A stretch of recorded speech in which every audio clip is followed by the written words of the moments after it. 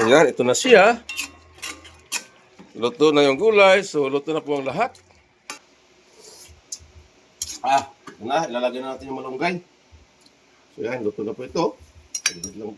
Ilang minuto na lang ito. Luto na agad yung ating sinabawang isdang sapsap.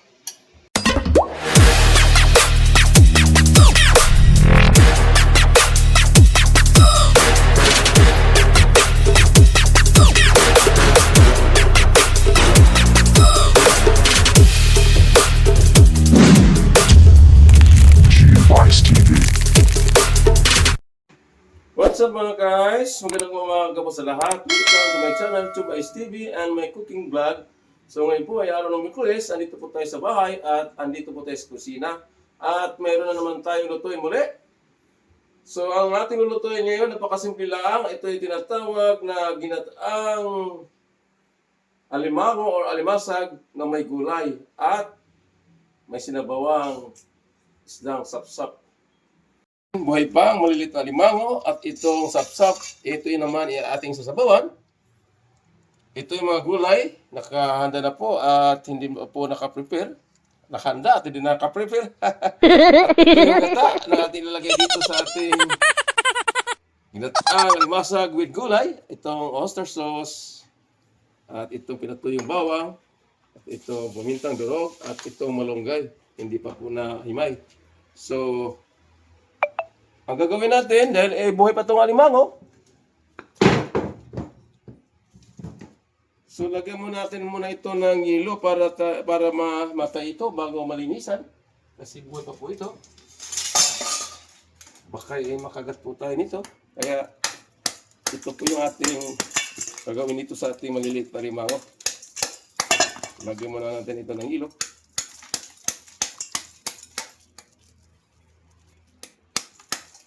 Nakababad na po sa yelo yan at hintay lang natin siya mamatay. Yan ang gulay ay ating iwawain to para ma-prepare na po ang lahat. So, iwawain natin to ang kalabasa.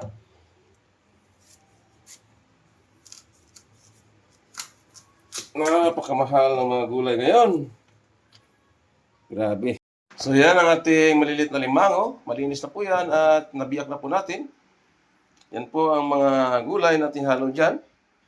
So yan mga sangkap. Andyan na, complete na lahat. Nakaprepare na po at sa yung gata.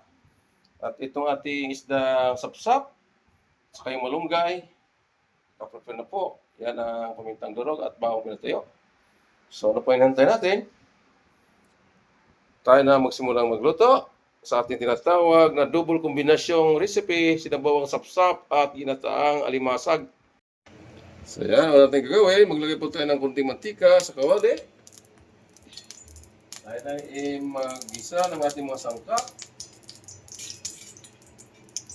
sa ating tinatawag na ginataang alimasag o alimang maliliit.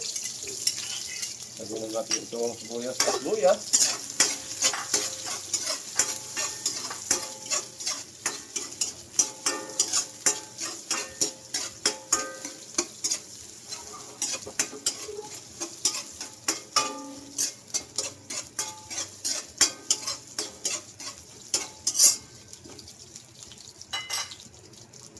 Tama na natin itong sili.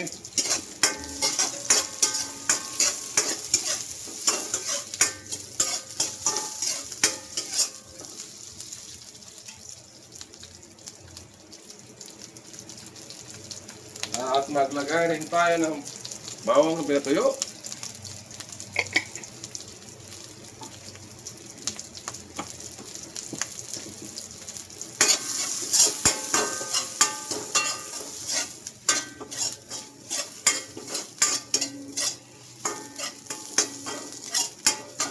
Ayan.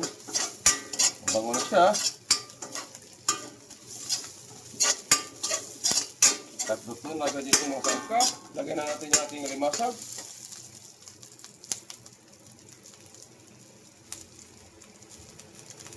Ito na yung ating maliliit na limango na biniyak na natin.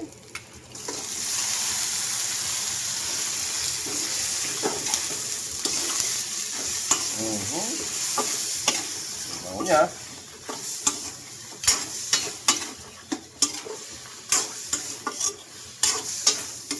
Ito naman yung simpleng luto lang. Katulad ng sinabi ko. Magaling magluto basta may lulutuin.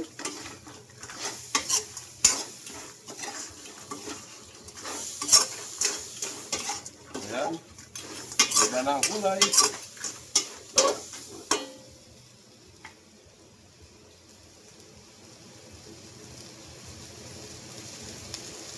Lagay po tayo ng pamintang powder. Yan. 1 milyong pamintang wasak. 1 milyong pamintang powder. At maglagay na tayo ng oyster sauce. Yan, oyster sauce.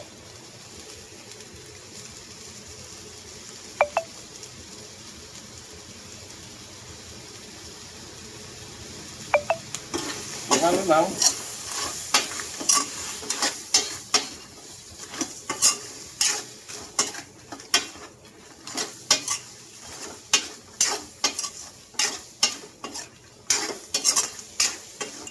Yan, nagbigay ng kulay.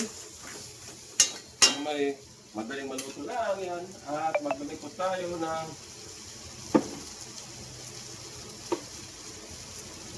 kunting patis. Ayan, kunting patis lang. Pampaalat ng ating niluto, pampalasa.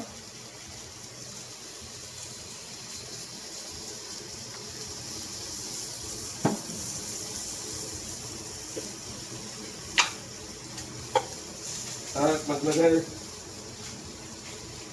rin tayo ng pampalasa para lalong sumarap yung ating ginataang alimasa.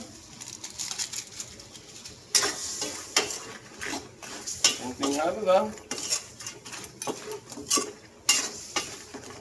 Ayan. Namula na kaagad yung ating alimasa. Sana ibig sabihin nito ay maluluto na siya. Ngayon, ilagay na natin yung ating fresh gata.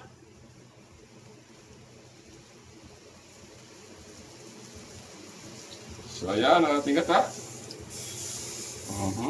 Napakasarap na yan. So, ayan lang natin siyang kumulo. Ang kulo niya, ilagay natin yung mga gulay.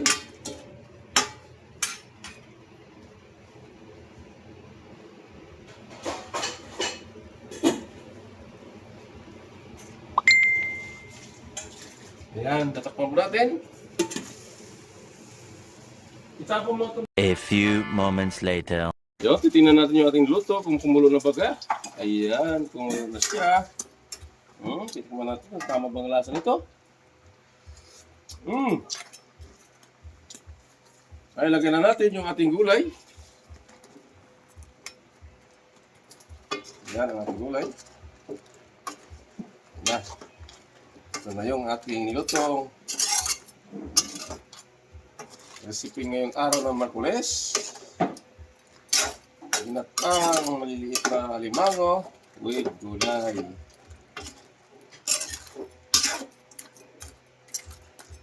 Ayan. Kaya natin siyang takpan natin muli at kaya natin lumambot yung gulay. Pag lumambot na yan, nasa luluto na yan.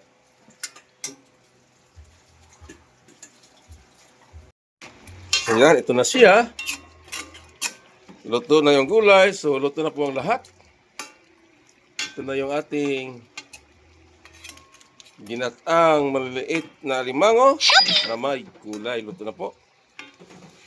So, ilipat na natin sa ibang lagayan at ilagay na natin sa mesa. May kasunod po tayo lulutuin yung ating sinabawang sapsap.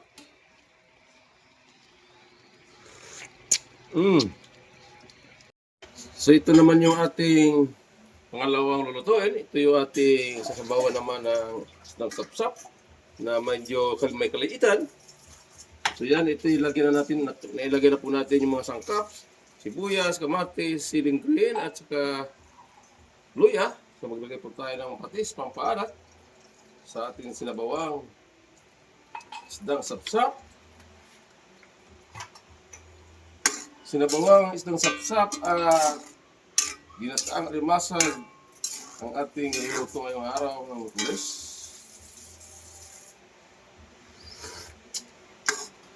So ayan, nagdagan pa natin ng konting patis, medyo matampang pa. Ayan, ito yan. Yun yung ating sinabawang isdang sapsap. Dahil kumulo na po, ilagay na po natin dito ang ating isdang sapsap. Na sinabawan na, may ginataan pa. So, yun yung simpleng luto ng ulam. So, tatakpan natin, hayaan lang natin kumulo. Pag kumulo, ilagay na natin yung malunggay. Ayan, luto na po. Ay, simpleng luto na po yan. Napakabilis maluto na po yan dahil isdang sapsap lang po yan. So, yan. Kumulo na po yung ating sinabawang isdang sapsap.